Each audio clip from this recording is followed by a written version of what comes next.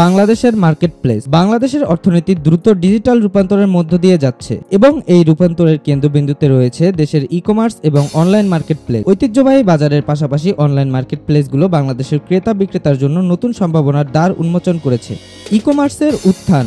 বাংলাদেশের e commerce বাজার দ্রুত বৃদ্ধি পাচ্ছে, যা মোবাইল ইন্টারনেটের প্রসার এবং ডিজিটাল পেমেন্ট সিস্টেমের উন্নতির মাধ্যমে ত্বরান্বিত হচ্ছে। 2024 সালে বাংলাদেশের ই কমার্স বাজারের মূল্য ছিল প্রায় $9 বিলিয়ন এবং 2027 সালের মধ্যে এটি $13 বিলিয়ন পৌঁছাবে বলে পূর্বাভাস দেওয়া হয়েছে, যার বার্ষিক প্রবৃদ্ধির হার 12%। জনপ্রিয় ই কমার্স প্ল্যাটফর্ম যেমন দারাজ, বিক্রয়.com এবং বিডি শপ দেশের ক্রেতাদের কাছে বিভিন্ন ধরনের পণ্য সরবরাহ করছে, যার মধ্যে রয়েছে ইলেকট্রনিক, ফ্যাশন, গৃহস্থলী পণ্য এবং সৌন্দর্যের পণ্য। এছাড়াও বিজনেস টু বিজনেস প্ল্যাটফর্ম পাইকারি ব্যবসায়ীদের জন্য বাল্ক লেনদেনের সহজ করেছে।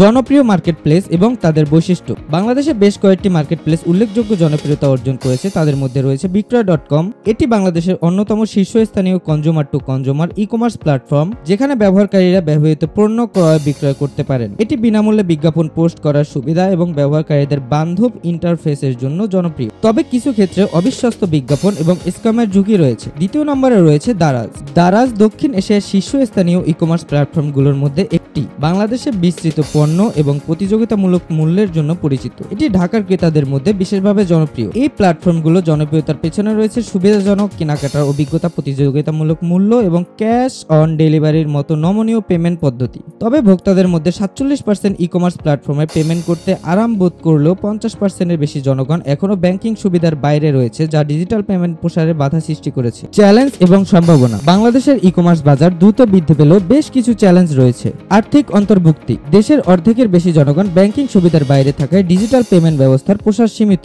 ভোক্তা আস্থা। পণ্যের গুণগত মান এবং নির্ভরযোগ্যতা নিয়ে উদ্বেগের কারণে অনেকে পোশাক এবং প্রসাধনের পরিবর্তে বই এবং খাদ্যপণ্যের মতো নির্ভরযোগ্য পণ্য কিনতে পছন্দ করেন।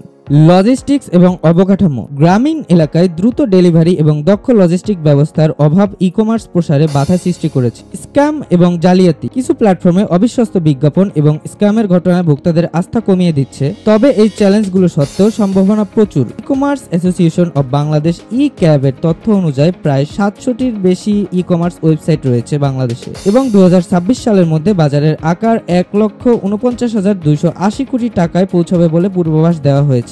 ভবিষ্যৎ সম্ভাবনা। সরকারের ডিজিটাল বাংলাদেশ উদ্যোগ, মোবাইল ইন্টারনেটের প্রসার এবং তরুণ জনগোষ্ঠীর ডিজিটাল সাক্ষরতা এই খাতের বৃদ্ধিকে ত্বরান্বিত করেছে। বিশেষজ্ঞরা মনে করেন আর্থিক অন্তর্ভুক্তি বাড়ানো, লজিস্টিক অবকাঠামো উন্নয়ন করা এবং ভোক্তা আস্থা বৃদ্ধির মাধ্যমে এই বাজার আরো শক্তিশালী হবে। এছাড়াও স্থানীয় উদ্যোক্তার নতুন নতুন ই কমার্স স্টার্টআপ চালু করেছে, যা দেশীয় পণ্যের প্রচার এবং রপ্তানি বৃদ্ধিতে সহায়ক হচ্ছে।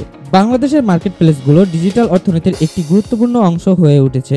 তরুণ জনগোষ্ঠী, প্রযুক্তির প্রসার এবং ক্রমবর্ধমান ভোক্তা চাহিদার কারণে এই খাত আরও সমৃদ্ধ হচ্ছে। তবে নির্ভরযোগ্যতা, নিরাপত্তা এবং অবকাঠামোগত উন্নয়নের মাধ্যমে এই বাজারের পূর্ণ সম্ভাবনা কাজে লাগানো সম্ভব। বিনিয়োগকারী এবং উদ্যোক্তার জন্য এটি একটি নতুন দিগন্ত, যা বাংলাদেশের অর্থনীতিতে গুরুত্বপূর্ণ অবদান রাখতে পারে।